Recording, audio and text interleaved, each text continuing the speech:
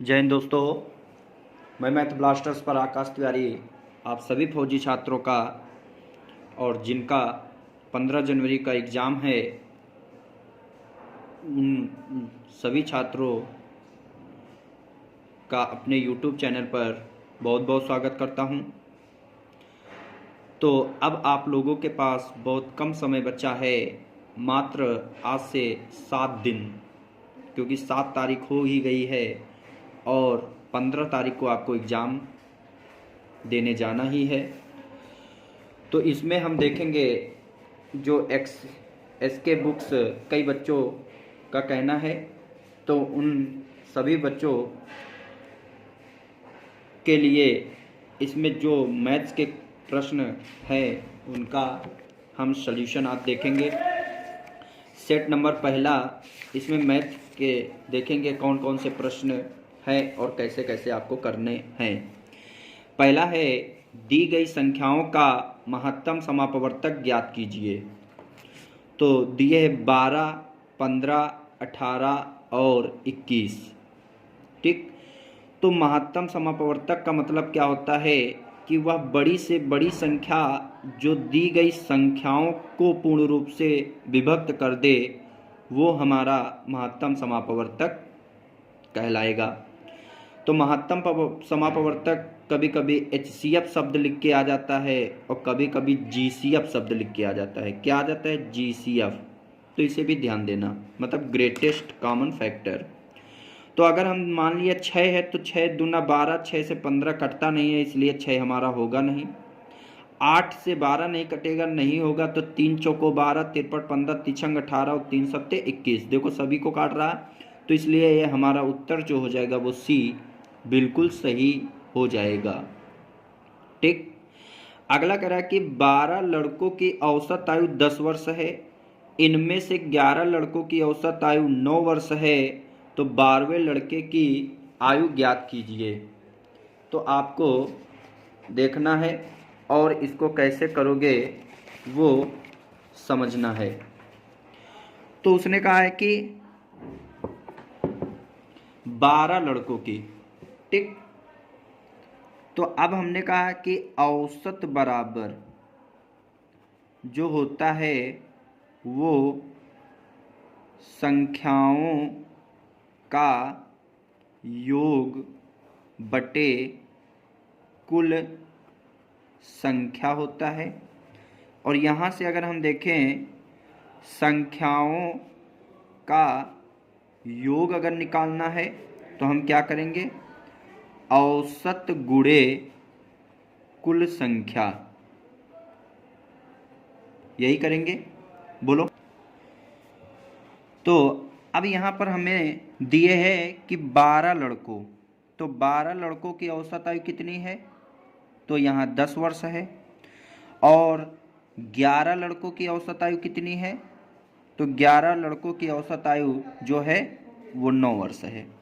ठीक, अब यहाँ पर अगर हम देखें 12 लड़कों की औसत आयु 10 है, तो यहाँ से योग निकालें तो औसत गुणे संख्या, तो औसत गुणे संख्या करोगे तो 12 दहम का 120। और अगर हम इसका योग देखें तो औसत गुणे संख्या 9 गुणे 11, तो 11 9 99। अब उसने कहा 12वें लड़के की एज बतानी है, तो अगर 12 का कुल था 120, जिसमें 11 का योग आया वो नहीं 99, तो 120 में अगर हम 99 घटा देंगे तो कितना बचेगा? 21। तो इसका मतलब कि जो 12वें लड़के की आयु होगी वो 21 वर्ष होगी। कितना होगा? 21 वर्ष होगा। ठीक, तो ये आपका कौन सा प्रश्न था? 32 नंबर। अब आते हैं 33 नंबर प्रश्न पे। क्या कह रहा है? 33 नंबर देखो है, कह रहा कि 18,440, ये देखो 18,440 पर 15% की वार्षिक दर से 4 वर्ष का साधारण ब्याज कितना होगा? ठीक, यही प्रश्न है। तो अब हम देखेंगे इसको कैसे करेंगे। तो हम जानते हैं साधारण ब्याज मतलब SI बराबर होता है P PRT बटे 100। ठीक, यही होता है। तो अब हमको साधारण ब्याज ज्ञात करना है।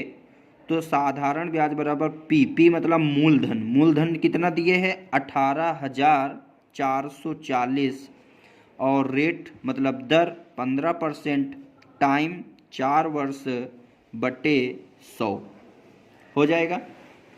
ठीक, अब हम देखेंगे इसको। अगर हम इसको सॉल्व करें तो यहाँ पर देखते हैं ये जीरो से ये जीरो कैंसिल हो जाएगा। 2 दूनी 4 तो 2 पंची 10 हो जाएगा। 5 से काटोगे तो 5 तियाँ 15। तो यहाँ पर 18,44 इंटू 3 दूना 6, बस गुणा कर लो। 6 चौक 24 हासिल 2, 6 चौक 24 25 26 हासिल 2, तो 8 छंग 48, 48 और 2 हो गए 50 हासिल 5 आएंगे और 6 कम 6 6 5 11, मतलब 11,064 इसका राइट आंसर हो जाएगा। जो ऑप्शन आपका कौन सा सही हो जाएगा? तो यहाँ से देखते हैं ए ऑप्शन बिल्कुल सही हो जाएगा। ठीक, अब देखो अगला प्रश्न 34 नंबर प्रश्न देखते हैं। एक कैंटीन में एक सप्ताह के लिए 28 दर्जन केलों की आवश्यकता होती है, तो 47 दिनों के लिए कितने केलों की आवश्यकता होगी? यह प्रश्न पूछा है। तो इसका सलूशन देख लेते हैं। 34 नंबर प्रश्न, तो उसने कहा है कि एक कैंटीन में एक सप्ताह के लिए 28 दर्जन केलों की आवश्यकता होती है। तो एक सप्ताह में कितने दिन होते हैं? 7 दिन। तो 7 दिन में 28 दर्जन, तो 28 दर्जन मतलब एक दर्जन में कितने होंगे? 12। तो 28 दर्जन में 28 गुणे 12 हो जाएगा। तो एक दिन में कितने केले की आवश्यकता होती होगी? तो 7 चौको 28। तो एक दिन का अगर निकालें केलों की आवश्यकता तो 12 चौक 48, 48 केलों। इसका मतलब एक दिन में 48 केलों की आवश्यकता होती है। लेकिन उसने कहा 47 दिनों के लिए, तो बस 47 दिन का पूछा है तो 47 इंटू 48 कर देंगे। तो अब इसका अगर हम गुणा करें तो क्या होगा? 8 सत्ते 56, फिर 8 चौको 32, 32 और 5 कितना हो जाएगा? तो 32 में अगर 5 जोड़ोगे तो कितना हो जाएगा? 37। 7 चौको 28 और 4 चौको 16, 16 और 2 कितने हो जाएंगे? 18। तो ये 6 8 7 15, 8 3 11 1 12 1 1 2, मतलब 2256 2256 केलों की आवश्यकता 47 दिन में पड़ेगी। कोई समस्या नहीं होनी चाहिए। अब यहाँ पर तो इसका सही जवाब जो हो जाएगा वो आपका डी ऑप्शन बिल्कुल सही हो जाएगा।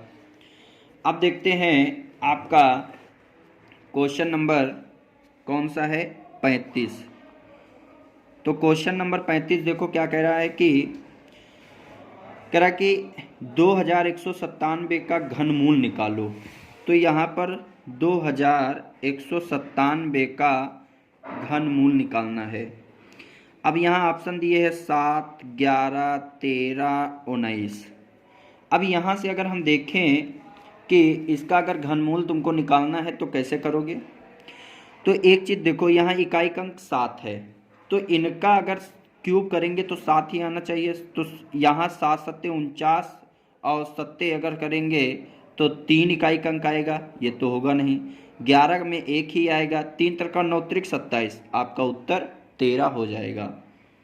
तो इसका घनमूल क्या हो जाएगा? 13 हो जाएगा। हो जाएगा। अब आते हैं अगले क्वेश्चन पे। Question number 36। एक आयताकार क्षेत्र की लंबाई 30 मीटर और चौड़ाई 20 मीटर है, तो उसका परिमाप ज्ञात करो। 100 मीटर, 80 मीटर, 50 मीटर, 90 मीटर। ये आपको बताना है क्वेश्चन नंबर 36। तो कैसे करोगे? तो आप जानते हो एक आयत जो होता है, वो आयत जो होता है उसकी आमने सामने की भुजाएं बराबर होती हैं। ये एल, ये एल, ये बी, तो ये बी हो जाएगा। तो हम जानते हैं कि आयत में क्या क्या पूछ सकता है? आयत का क्षेत्रफल, तो आयत का क्षेत्रफल क्या होगा, लंबाई गुणे चौड़ाई। फिर आपसे क्या पूछेगा, आयत का परिमाप, तो आयत का परिमाप क्या होगा, 2 लंबाई प्लस चौड़ाई। फिर क्या पूछेगा, आयत का विकर्ण, तो आयत का विकर्ण क्या होगा, L² plus B² under root. फिर आपसे क्या पूछेगा, आपसे क्या पूछ सकता है, आयताकार पार्क। फिर एक प्रश्न इसमें आ जाता है आयताकार पार्क वाला, ठीक। आयताकार पार्क इसमें पूछेगा कि बाहर की ओर रास्ते का क्षेत्रफल, बाहर की ओर रास्ते का क्षेत्रफल, तो याद रखना क्या होता है, 2x लंबाई प्लस चौड़ाई प्लस 2x होता है। फिर एक पूछेगा अंदर की ओर, अंदर की ओर रास्ते का क्षेत्रफल, तो होता है 2x लंबाई प्लस चौड़ाई माइनस 2x, यही होता है। x का मतलब होता है रास्ते की चौड़ाई, रास्ते की चौड़ाई, याद रखोगे।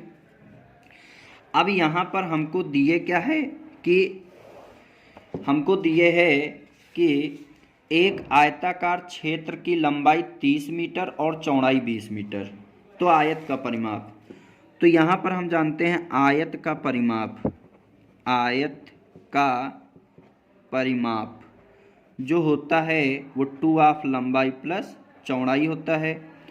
तो लंबाई कितना दिए है 30, चौड़ाई कितना दिए है 20, तो 30 20 50, तो 50 गुणे 2 तो 100, क्या हो जाएगा 100, तो हमारा उत्तर 100 आ जाएगा, तो उत्तर हमारा 100 हो जाएगा। अब आते हैं अगले प्रश्न पे। प्रश्न नंबर हमारा 37 क्या कह रहा है, कह रहा है कि 37 नंबर प्रश्न क्या कह रहा है, एक पाइप एक पानी की टंकी को दूसरे पाइप से 3 गुना पहले भर देता है। यदि दोनों पाइप खाली टंकी को 30 मिनट में भर देते हैं तो धीरे वाला पाइप टंकी को कितनी देर में भरेगा। ऑप्शन है 4 घंटे, 5 घंटे, 3 घंटे, 2 घंटे। तो कैसे करेंगे तो देखना है। अच्छा यहाँ पर देखो क्या कह रहा है कि दो पाइप है, मैंने कहा एक पाइप ये और एक पाइप ये। अब उसने क्या कहा है कि एक पाइप एक टंकी को दूसरे पाइप की तुलना में 3 गुना पहले भर देता है, मतलब दूसरे के तुलना में। अगर दूसरा मान लो 1 मिनट में 1 लीटर पानी डालेगा तो पहला 1 मिनट में 3 लीटर पानी डाल देगा, तभी तो 3 गुना होगा। अब उसने क्या कहा है कि यदि दोनों पाइप खाली टंकी को 30 मिनट में भर देते हैं, कितने मिनट में 30 मिनट में, तो 1 मिनट में दूसरा पाइप 1 लीटर पानी डाल रहा है, पहला पाइप 3 लीटर पानी डाल रहा है, तो 1 मिनट में अगर दोनों पानी अगर डाले तो 3 और 1 4 लीटर पानी डाल देंगे, बोलो। लेकिन 30 मिनट तक टंकी चलती है, तो 30 मिनट तक चलेगी, तो 1 मिनट में 4 लीटर, तो 30 मिनट में 120 लीटर पानी चला जाएगा, ठीक। लेकिन उसने क्या कहा है, ये 30 मिनट में 120 लीटर हो जाएगा, लेकिन उसने कहा कि धीमे पाइप वाला इस पूरी टंकी को भरे तो कितना देर लगेगी। तो धीरे वाला जो है वो 1 मिनट में 1 लीटर, तो 120 लीटर भरने में कितना देर लगेगा, तो 120 मिनट लगाएगा, बोलो। तो आप जानते हो 1 मिनट में 60 मिनट हो, 1 घंटे में 1 घंटे में आप जानते हो 60 मिनट होते हैं, ठीक। तो आप बताओ 120 मिनट में कितने घंटे हो जाएंगे, तो 120 मिनट में 2 घंटे, तो इसको हम 2 घंटे लिख सकते हैं। तो इसका मतलब हमारा उत्तर जो होगा वो 2 घंटे आएगा। कितना आएगा? 2 घंटे हमारा उत्तर आ जाएगा। ठीक, अगला प्रश्न देखते हैं 38 नंबर। 5 अंकों की सबसे बड़ी संख्या ज्ञात करो जो 17 से विभाजित होती है। तो दिए है 99,960, 99,99,9 और 10,013 और 99,994 ये दिए हैं। तो ऐसे प्रश्न आप कैसे करोगे? तो हमसे बड़ी से बड़ी संख्या पूछा है, ठीक, तो 17 से विभाजित भी होना चाहिए। तो ये सी तो ऐसे ही गलत हो जाएगा, ये छोटी संख्या लिखी है। अब यहाँ पर बड़ी से बड़ी संख्या आप देखो 99, 99,9, तो अगर हम इसको 17 से काटेंगे तो ये तो 17 से कटेगा नहीं, ठीक। अब बचा 99,960 और 99,994। तो अब इनमें से बड़ी कौन संख्या है? तो आप कहोगे 99,994। तो हम सीधा इसी को काट लेते हैं। अगर ये कट जाएगा तो हमारा उत्तर ये डी हो जाएगा, अगर नहीं कटेगा तो हमारा ऑप्शन ए हो जाएगा। तो सिर्फ अब हम इसमें सिर्फ भाग दे देते हैं। तो इसमें हम देखेंगे 99 अगर काटें तो अगर करोगे तो 17,5 85, कितना? 17,5 85। तो आपके पास 85, तो बचे आपके पास कितने? तो आप कहोगे 14, तो यहाँ हो जाएंगे 149। तो अब अगर 17 सत्ते 119, 17 अट्ठे 136, तो 136, तो आपके पास अब कितने बचे? तो अब आप कहोगे हमारे पास कितने बचे? 13, फिर यहाँ 9 उतारोगे, फिर 17 सत्ते 119, 17 अट्ठे 136, तो 136। अब आपके पास बचे कितने? 3 उतारोगे 4, तो 17 दूनी 34, पूरा पूरा कट रहा है। इसका मतलब हमारा ऑप्शन जो होगा वो डी बिल्कुल सही हो जाएगा। अन्यथा आप 5 अंक की 9 संख्या फिर मानोगे 2 2 4 5, फिर 17 से भाग दोगे, जो शेष बचेगा वही इसमें घटा दोगे, तब आपका उत्तर आएगा, ठीक। तो आगे चलते हैं। अगला प्रश्न, एक समबाहु त्रिभुज की एक भुजा 12 सेंटीमीटर है तो उसका क्षेत्रफल क्या होगा? तो अब समबाहु त्रिभुज आया है तो आपको पता होना चाहिए हमारा क्वेश्चन नंबर कौन सा है? 39, ठीक। तो क्वेश्चन नंबर 39 देखेंगे।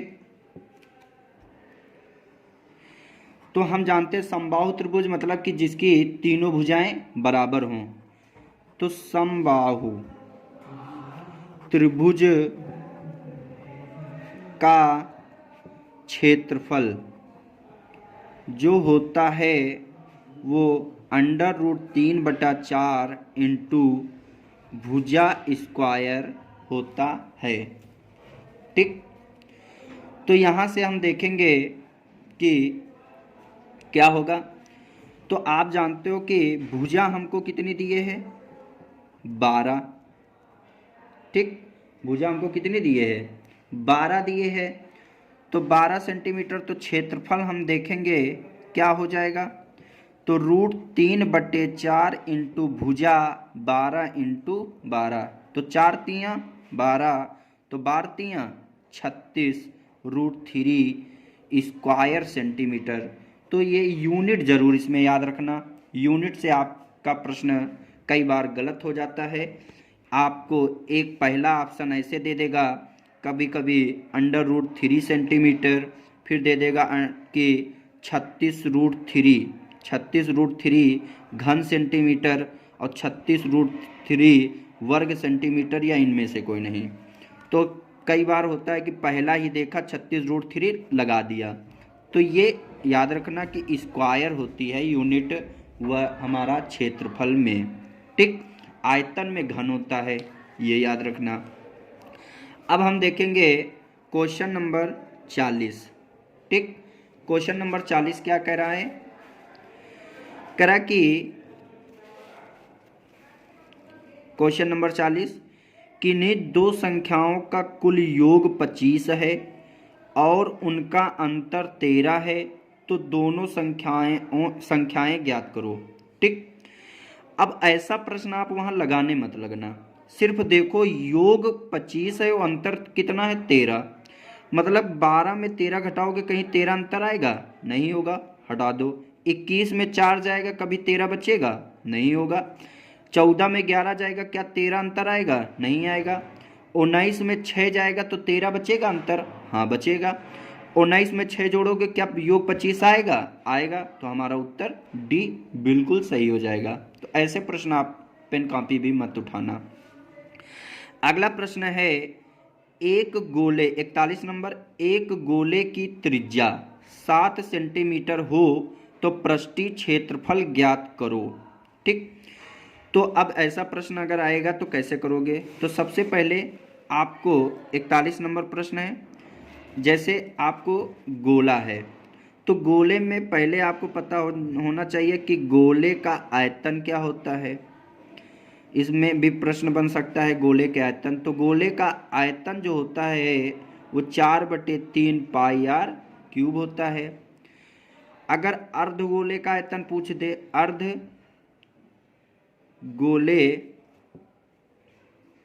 अर्धगोले का आयतन तो क्या होगा? 2/3 पाई आर क्यूब। और फिर उसके बाद गोले का पृष्ठीय क्षेत्रफल जो हमसे पूछा है, गोले का पृष्ठीय क्षेत्रफल क्या होता है? 4 पाई आर स्क्वायर, यही होता है। अब हमको त्रिज्या जो दिए है वो कितनी दिए है? 7 सेंटीमीटर। तो हमारा पृष्ठीय जो क्षेत्रफल होता है, पृष्ठीय क्षेत्रफल क्या होता है? 4 इंटू पाई, पाई का मान 22/7, त्रिज्या 7 इंटू 7 हो जाएगा। 7 से 7 कैंसिल, तो 22 चौको 88 इंटू 7, तो 8 सत्ते 56, 8 सत्ते 56, 56 और 5 कितना हो जाएगा? तो 61। इसका मतलब हमारा जो उत्तर हो जाएगा 616 वर्ग सेंटीमीटर। क्या हो जाएगा? 616 वर्ग सेंटीमीटर हो जाएगा।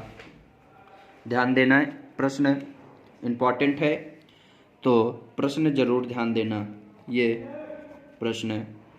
ठीक। आगे चलते हैं। अब देखो 42 नंबर प्रश्न क्या कर रहा है कि 8, 10, 15, 16 और 20 का लघुत्तम समापवर्तक ज्ञात करो। लघुत्तम का मतलब होता है वह छोटी से छोटी संख्या जो दी गई संख्या से पूर्ण रूप से कट जाए, उसे हम लघुत्तम समापवर्तक कहते हैं। तो यहाँ से हम देखें कि छोटी से छोटी कह रहा है, तो इसका मतलब इनमें सबसे आंसर देख लेना, इनमें कौन सा सबसे छोटा है। तो सबसे छोटा 220 है, तो 8 से अगर 220 काटेंगे तो 8 दूनी 16 हो जाएगा। ठीक। और 8 दूनी 16 और बचे यहाँ पर कितने? 6। 60 नहीं कटेगा, मतलब ये तो होगा ही नहीं। इसको काटोगे यहाँ पर 8 दूनी 16 हो जाएगा, बचेंगे कितने आपके पास? 8, 8 दाम 80 कट जाएगा, 10 से भी कट जाएगा, 15 से भी कट जाएगा, 16, 20, मतलब सारे संख्याओं से 240 कट जाएगा। तो हमारा उत्तर जो होगा वो 240 हो जाएगा। वहाँ पर फैक्टर मत करने लगना, फैक्टर विधि अपनाओगे तो क्वेश्चन बड़ा हो जाएगा। अगला प्रश्न 43 नंबर देखते हैं। 10%, 20% और 30% के क्रमवार छूट निम्न में से किस अकेली छूट के बराबर है? 49.6%, 36%, 40.5% या 60%। तो कभी भी ये बट्टा वाला प्रश्न आ जाए तो कैसे करोगे? तो आप देखो इसे, जैसे कि हमको पहला दिए है 10%, तो बट्टक मतलब क्या होता है? कमी। हमारा परसेंट होता है 100, 100 में अगर 10% बट्टा मिलेगा तो कितना बचेगा? 90%। ठीक। कहीं कहीं आपने देखा होगा कि लिखा रहता है कि फटे पुनारे नोट को बट्टे पर बदल लीजिए, है ना, उसी प्रकार। और यहाँ पर 20%, तो मतलब बचा कितना? 80%। फिर 30% बचा कितना? 70%, यही होगा। जीरो से जीरो, जीरो से जीरो कैंसिल, जीरो से जीरो कैंसिल। ठीक, फिर उसके बाद अगर हम देखें 9 अट्ठे 72, 72 सत्ते 504 बटे 100 गुणे 10 करोगे 1000 हो जाएगा।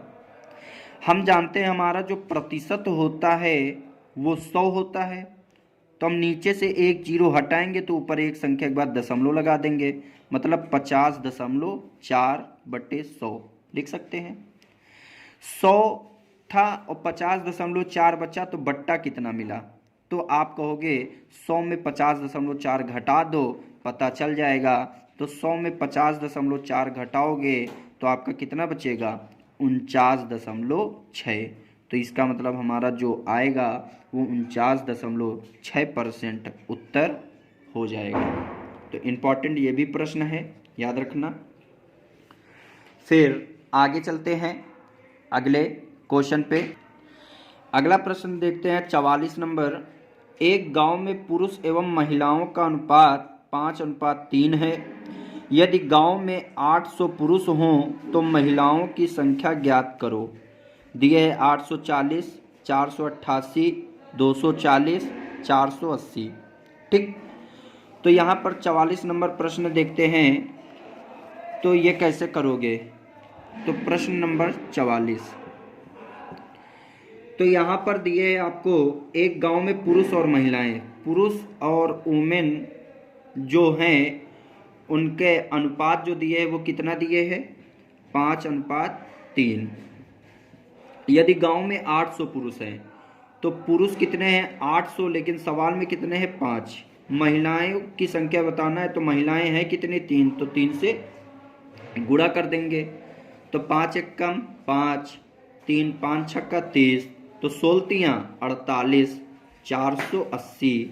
महिलाओं की संख्या कितनी हो जाएगी 480, हमारा सही जवाब हो जाएगा। ठीक, आगे देखते हैं क्वेश्चन नंबर 45। राम एक काम को 10 दिन में और मोहन 15 दिन में करता है। दोनों मिलकर उसी काम को कितने दिन में पूरा करेंगे। 4 दिन, 6 दिन, 8 दिन, 10 दिन। तो अब इसको देखेंगे तो हमारा 45 नंबर प्रश्न, ए किसी काम को 10 दिन में, बी उसी काम को 15 दिन में कर रहा है। दोनों मिलकर कार्य कितने दिन में कर देंगे। तो हमने कहा कि ये ए 10 दिन में करता है, बी 15 दिन में करता है। अगर दोनों मिलकर काम करे तो मिलकर मतलब योग, तो 10 और 15 का योग कितना हो गया 25 हो जाएगा। बोलो। फिर उसके बाद यहाँ पर देखते हैं 5 तियाँ 15 तो 5 25, 5 दूनी 10 तो 2 तियाँ 6, तो हमारा उत्तर हो जाएगा 6 दिन। ठीक, एक तरीका ये होता है कि एलसीएम से भी, कई बच्चे कहते हैं एलसीएम से हमें ही करना आता है, तो एलसीएम से देख लो। 10 और 15 का एलसीएम अगर लेंगे तो कितना आएगा 30, तो 15 दूना 30, 10 तियाँ 30, तो टोटल काम है कितना 30। और ये ए एक दिन में 3 काम, बी एक दिन में 2 काम, तो दोनों अगर मिलकर काम करें तो एक दिन में कितना काम होगा 5। तो एक दिन में 5 काम, तो 30 काम होने में कितने दिन लगेंगे, 5 छक्का 30, तो 6 दिन लगेंगे। तो उत्तर हमारा क्या हो जाएगा 6 दिन, जो इसका सही जवाब हो जाएगा। ठीक, तो ये हमारे थे प्रश्न जो मैथ के थे।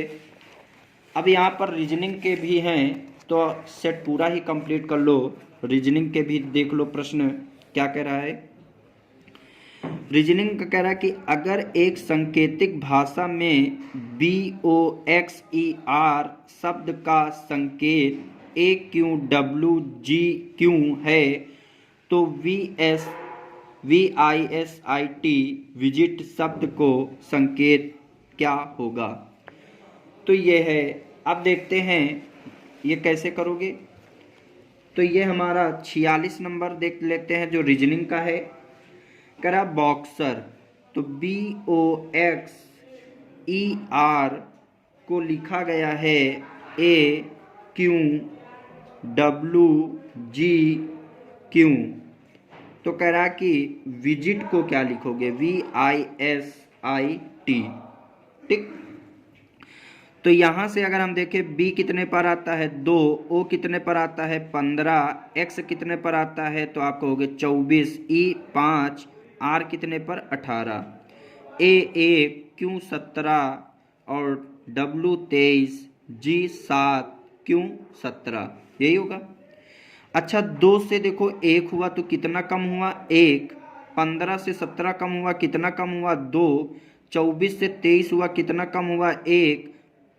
अब यहाँ पर देखो 5 से 7 हुआ कितना बढ़ा, तो कितना बढ़ा 2, और 18 से 17 हुआ कितना कम हुआ 1। मतलब चौथे में 2 बढ़ रहा है और जो पहले से स्टार्टिंग है 1 कम फिर 2 कम, ऐसे हुआ है। तो इसी प्रकार V जो होता है वो कितने पर होता है 22, I 9, S 19, I 9, T 20। तो हम 1 कम करेंगे तो 21, 21 पे क्या आता है U। फिर हम 9 में 2 कम करेंगे 7, 7 पे क्या आता है G। फिर 19 में 1 कम करेंगे 18, 18 पे क्या आता है R। फिर देखो 9 में हम 2 बढ़ाएंगे क्योंकि यहाँ पर 5 में 2 बढ़ा है 7, तो 9 2 11, 11 पे क्या आता है K। 20 में 1 कम करोगे 19, 19 पे क्या आता है S, क्या आता है S।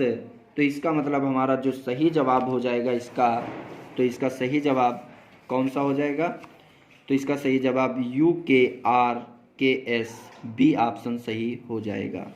ठीक। अब देखते हैं 47 नंबर कह रहा है, क्या कह रहा है प्रश्न, कह रहा है कि एक लड़की ने एक लड़के का परिचय देते हुए कहा यह मेरे चाचा के पिता की बेटी का बेटा है, तो लड़के का लड़की से क्या संबंध है। तो ये हम देखेंगे। तो अब देखेंगे 47 नंबर प्रश्न, कह रहा कि एक लड़की, मतलब एक कोई ये लड़की है और ये एक लड़के का परिचय दे रही है। तो उसने, लड़की ने लड़के का परिचय देते हुए कहा यह मेरे चाचा, तो इनके चाचा, मतलब इनके जो चाचा हैं, तो मतलब कि इनके पिता, पिता मान लिया X और ये मान लिया Y, तो ये आपस में भाई भाई, मतलब इनके पिता के भाई ही तो इनके चाचा होंगे। बोलो, लड़की के पिता के भाई लड़की के कौन होंगे, चाचा होंगे। तो कह रहा कि मेरे चाचा के पिता, तो जो चाचा के पिता होंगे वो उनके पिता के पिता होंगे, तो ये मान लो जेड, तो इनके कौन होंगे, दादा होंगे ये। बोलो, लड़की के जेड कौन होंगे, दादा होंगे, पिता के पिता क्या कहलाएंगे, दादा। तो उसने कहा कि पिता, है ना, तो उसने कहा कि मेरे चाचा के पिता की बेटी, तो पिता की बेटी, तो उनके पिता के पिता मतलब दादा की बेटी जो होंगी, ये मान लो कोई मान लो यहाँ पर ए, तो ये कौन होंगी, ये इनकी बहन, तो ये हमारी कौन लगेंगी, बुआ। कौन लगेंगी, बुआ। का बेटा है तो ये उनका बेटा है, तो बुआ का लड़का हमारा कौन लगेगा, तो बुआ का लड़का भाई लगेगा। कौन लगेगा, भाई। तो इसका मतलब इन दोनों में भाई बहन का रिश्ता है, तो इसका मतलब यहाँ पर जो आएगा वो क्या हो जाएगा, ये भाई लगेगा उस लड़की का। लगेगा कि नहीं लगेगा। ठीक। अब आते हैं अगला प्रश्न क्या कह रहा है। तो अगला प्रश्न हम देखते हैं 48 नंबर। तो 48 नंबर प्रश्न क्या कह रहा है देखना है। दिए गए विकल्पों में क्रम DKYFJWHIUJHS आगे क्या होगा।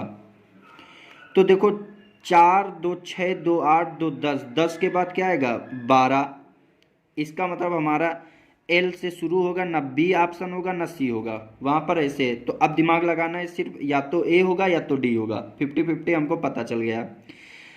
अब देखो 11 से 10 हुआ मतलब 1 कम हुआ, फिर 9 हुआ फिर 1 कम हुआ, फिर H हुआ फिर 1 कम हुआ, फिर आगे जाएंगे तो 8 में 1 कम होगा 7, 7 पे क्या आता है G, जो इसमें स्टार्ट है, तो हमारा ऑप्शन A बिल्कुल सही हो जाएगा। ठीक। आगे देखते हैं 49 नंबर। कह रहा कि रामू एक जगह A से 5 किलोमीटर उत्तर की तरफ चला, फिर बाएं मुड़ा 3 किलोमीटर चला, फिर दाहिने मुड़ा कर 2 किलोमीटर चला और फिर दाहिने मुड़कर 3 किलोमीटर चलकर दूसरे स्थान बी पर पहुंचा। ए और बी के बीच की दूरी ज्ञात करो। ये प्रश्न आपसे पूछा है। तो आप देखो ऐसा प्रश्न कैसे करोगे। मान लो ए 5 किलोमीटर उत्तर गया, मान लो यहाँ ए था और 5 किलोमीटर उत्तर गया, ये ऐसे जाएगा। फिर उसके बाद बाएं मुड़ा, तो उत्तर का बायां कौन होता है, पश्चिम, तो कितना गया 3 किलोमीटर। फिर दाहिने मुड़ा, इसका दाहिना कौन होगा, ऊपर, तो कितना दाहिने गया 2 मीटर। फिर दाहिने मुड़ा तो दाहिने कितना गया, फिर दाहिने मुड़कर 3 किलोमीटर गया, ये 3 किलोमीटर आ गया। फिर दूसरे स्थान बी पर पहुंचा, ये बी पर पहुंच गया। तो ए और बी के बीच की दूरी, अच्छा बताओ यहाँ से यहाँ तक कितनी दूरी है 5, और ये कितनी दूरी है 2, तो इसका मतलब ये 2 किलोमीटर बोलो। तो कह रहा है टोटल दूरी कितनी है, तो 5 और 2 कितना हो गया 7। इसका मतलब कि ए और बी के बीच की दूरी कितनी है 7 किलोमीटर, हमारा सही जवाब हो जाएगा। अब देखते हैं इस सेट का अंतिम प्रश्न क्या है। 50 नंबर कह रहा दिए गए विकल्पों में से दिए गए क्रम में खाली स्थान भरो। 64, 32, 16, 8 आगे क्या आएगा। देखो 64 का आधा 32, 32 का आधा 16, 16 का आधा 8, 8 का आधा 4, हमारा सही जवाब हो जाएगा बी, बिल्कुल सही। तो हमारा सही जवाब क्या हो जाएगा 4 आएगा। तो ये आपका एक सेट जो था जिसमें आपने प्रश्न देखे, तो आपके पास बहुत कम समय है, लेकिन ऐसे ऐसे पैटर्न आ सकते हैं, तो आप लोग इनसे ज़रूर देख कर जाएं।